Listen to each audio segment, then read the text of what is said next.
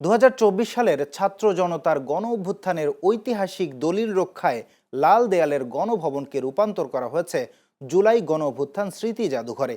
নানা অনিশ্চয়তা ও জটিলতা কাটিয়ে আগামী ৫ আগস্ট প্রধানমন্ত্রী তারেক রহমান আনুষ্ঠানিকভাবে এটি উদ্বোধন করবেন।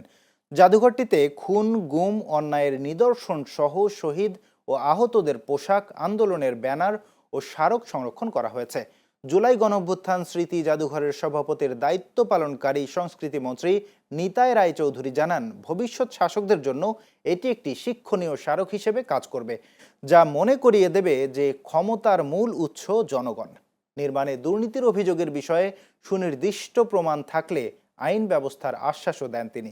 এদিকে জুলাই গণঅভ্যুত্থান স্মৃতি জাদুঘরের সব ধরনের প্রস্তুতি প্রায় শেষ, এখন শুধু উদ্বোধনের অপেক্ষা।